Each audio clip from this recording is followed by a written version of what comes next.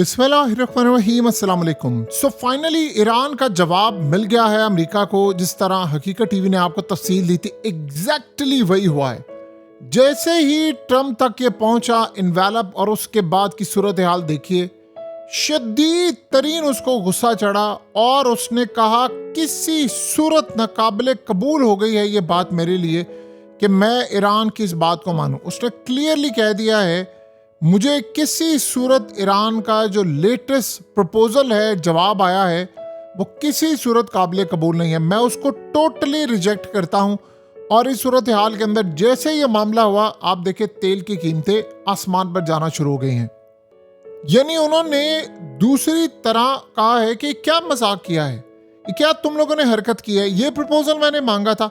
और उसके बाद उसने कहा कि ईरान इस वक्त हमारे साथ जो गेम खेल रहा है ना, पिछले 47 सालों से डिले डिले डिले करता जा रहा है, अब वो टाइम गुजर गया है। अब हम उनको बताएंगे कि उन्होंने क्या करना है। अब वो इनके जो बड़े हंसने वाले दिन है ना, वो खत्म हो गए हैं।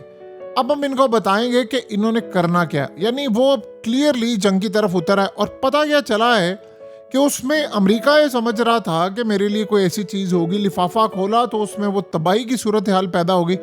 उसमें पता ये चला है कि ईरान ने उस लिफाफे में बताया है कि किसी सूरत हम अपना यूरेनियम अमेरिका या किसी दूसरे मुल्क को हैंड ओवर नहीं करेंगे। अब आप जरा अंदाजा करें, ये जो बराक रेविड इजरायली सहाफ़ी ये जो पूरी मार्केट ड्राइव कर रहा था, पूछे जरा इससे जाकर कि तूने तो कह दिया था डील हो गई है, तूने तो कह दिया था ये सब कुछ हो गया, अब क्या हुआ है।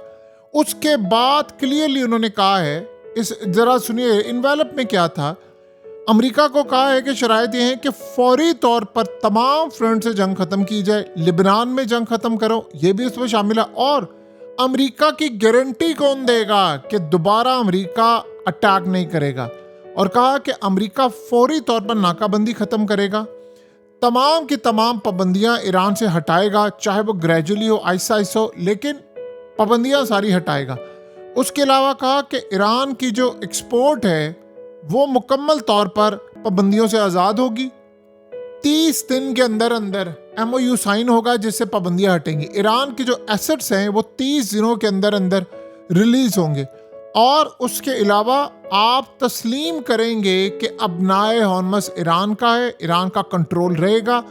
और ये सूरत हाल है कि किसी सूरत हम अमेरिका के सामने नहीं झुकेंगे। अब आप बताएं, अगलों ने अमेरिका को गले से पकड़ने वाली पाबंदियां सामने रखी हैं और ट्रम्प को शदीद गुस्सा चढ़ा। उसने कहा ये क्या मुसीबत है। आप अंदाजा करें कि जैसे प्रपोजल मिला उसी वक्त नेतन्याहू एक कॉन्फ्रेंस में थे।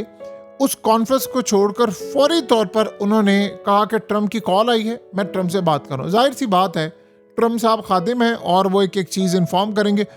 और असल में सूरत हाल ये पैदा हुई है कि अब ट्रम्प ये कह रहा है कि मैं ये बात नहीं मान रहा। उधर नेतन्याहू ने कहा कि ठीक है, अब लड़ाई का आगाज़ करते हैं फिर। तो इस सारी सूरत हाल के अंदर ट्रम्प इस वक्त शदीद बरहम है। उसने फ़ोन कॉल की है और ये क्लियरली नज़र आ रहा है कि उन्होंने सारी चीज़ें रिजेक्ट कर दी। ईरान ने पहले भी प्रपोजल में यही चीज़ें दी थी, अब भी यही चीज़ें दी, और बल्कि इस दफ़ा उन्होंने एक डेडलाइन भी दे दी है कि 30 दिनों के अंदर अंदर ये काम करे। और बदले में क्या है, अगर नहीं ये करते तो हम तुम पर अटैक करेंगे।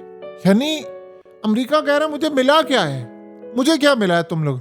ऊपर से वो ट्रम्प कह रहा है कि ठीक है अब ये सूरत हाल है। ऊपर आप ये सोचें कि न्यूक्लियर पर इन्होंने बातचीत की। इन्होंने कहा कि न्यूक्लियर, और 15 साल बाद वो कहते हैं न्यूक्लियर पर डिस्कस ही नहीं होगी। ये जो इवन के रूस ने भी बात की है कि अगर ईरान तैयार है तो हम उनका न्यूक्लियर मटीरियल ले लें। उन्होंने कहा नहीं, ये मटीरियल किसी को भी नहीं मिलेगा न्यूक्लियर का, हम लड़ाई करेंगे, हम लड़ने के लिए तैयार हैं।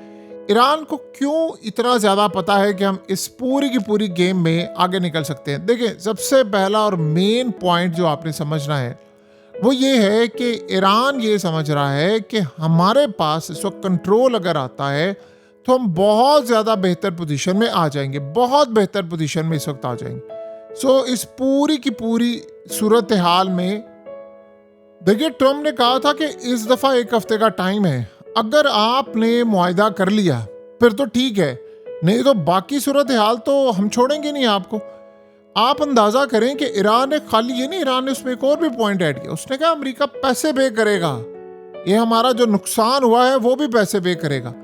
आप सोचें कि दुनिया की सूरत हाल क्या है। इंडिया ने अब क्या किया है, जो 2020 में सूरत हाल हो गई थी, बीमारी आया, कोविड आया, उस वक्त जो हालात थे अब भी वही हो रहे हैं। तेल महंगा हो गया। अब इंडिया काम ये कर रहा है कि वो प्लान पूरा रिवाइव कर रहे हैं कि घर से काम करें, तेल की जो प्रोडक्ट है उसको इस्तेमाल करना बंद करें, जो ट्रैवल है आप बैरून मुल्क जा रहे हैं उसको बंद करें, और इसके अलावा पूरी तरह यानी आप ये सोचें कि तेल की कीमतों की वजह से उन्होंने कहा अपने आप को मैनेज करें।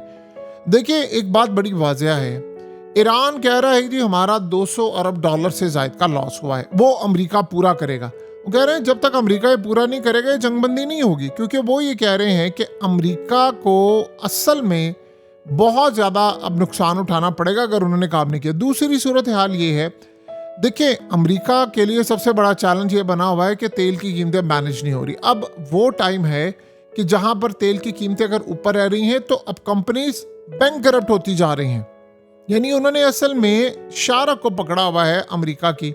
और दूसरा रही बात देखिए पाबंदियों की, तो पाबंदियों का मामला भी आप सबके सामने है। अब इस सारी सूरत हाल में ना अमेरिका कह रहा है कि एसेट रिलीज करेंगे या कोई ऐसी सूरत हाल करेंगे, फिर बाकी क्या सूरत हाल होगी। ट्रम्प तो कह रहा है कि अनएक्सेप्टेबल है। देखिए अब ये जो ईरान है, इस ईरान ने बड़ा क्लियरली वाज़ा किया, अमेरिकी मीडिया ने कहा है कि अब जो लड़ाई होगी वो इतनी तबाहकुन है कि जिसका कोई तसव्वुर नहीं कर सकता। अमेरिका में गैसोलीन की जो प्राइसेस हैं वो $7 पर गैलन होने वाली हैं, और इस सूरत हाल में जो तेल की कीमतें हैं अब कंटिन्यूसली रही है। अब बहुत सारी कंपनीज वेट कर रही थी कि चले कोई एग्रीमेंट हो जाएगा, कोई मामला हो जाएगा, तेल की कीमतें नीचे आएंगी। अब वो कंपनीज का जो अंदाज़ा है कि हम शायद सर्वाइव नहीं कर सकते, बड़ी बड़ी कंपनीज अपनी तबाही की तरफ जा रही हैं। अब ये नेतन्याहू ने तो कह दिया ट्रम्प को कि भाई तुम अटैक करो, अटैक करोगे तो सूरत हाल यहाँ तक आएगी। अब सोचें कि बाकी ममालिक, हर मुल्क अपनी अपनी पॉलिसी बदल रहा है। नॉर्थ कोरिया को देख लें आप, उन्होंने क्या किया। किम जोंग उन ने तो कानून पास करवा दिया कि अगर मुझे कुछ हो गया ईरान के सुप्रीम लीडर की तरह या मैं मारा गया तो आप लोग पीछे एटमी हमला कर देना।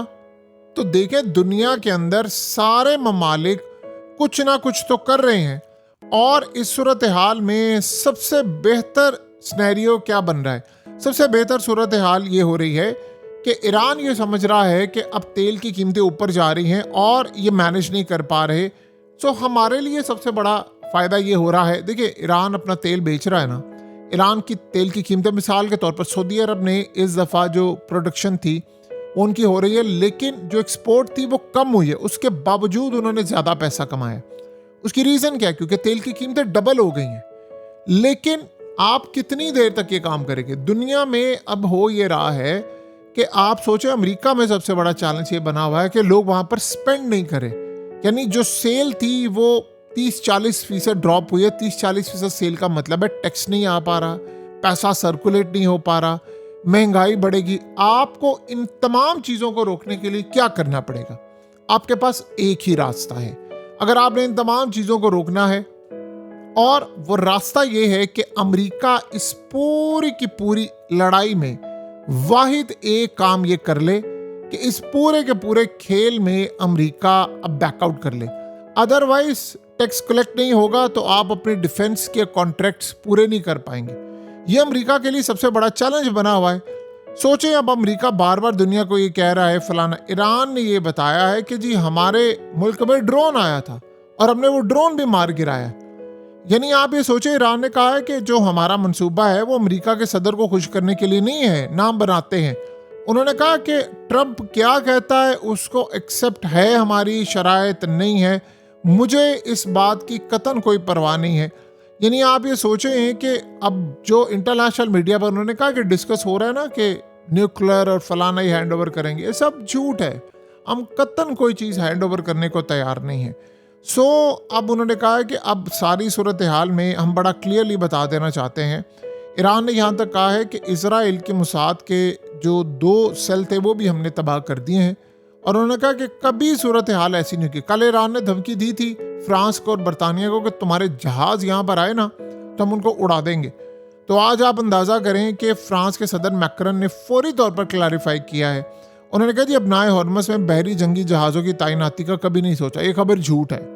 यानी आप ये सोचे सारा दिन खबर चलती रही, जैसे ईरान ने इनको धमकी दी उसके बाद इनको तरदीद करना याद है, क्योंकि फ्रांस अगर गया तो फ्रांस के जहाज़ भी नहीं जाए, उनको पता है कि तेल इनको नहीं मिलने वाला, तो तेल अगर नहीं मिलेगा तो यूरोप की तो ऑलरेडी तबाही है। और ऊपर से नेतन्याहू, आप सोचिए, उसने तो बड़ा क्लियरली कल कह दिया, उसने कहा जी जंग कोई खत्म नहीं हुई, कोई अगर ये समझ रहा है कि जंग खत्म हो गई है तो भूल जाइए, हमने जाना है ईरान में यूरेनियम लेने के लिए। अब वो ईरान को, आप जानते हैं अमेरिका ने क्या शर्त रखी थी कि अगर यूरेनियम तुमने हैंड ओवर ना किया हमारे, तो फिर हम एक काम करेंगे कि हम आएंगे और आकर ले जाएंगे। तो उसने कहा ठीक है, हम तो इंतजार में बैठे हुए हैं कि तुम आओ और फिर हम तुम्हें यहां से एक भी बंदा तुम्हारा जिंदा सलामत ना भेजें।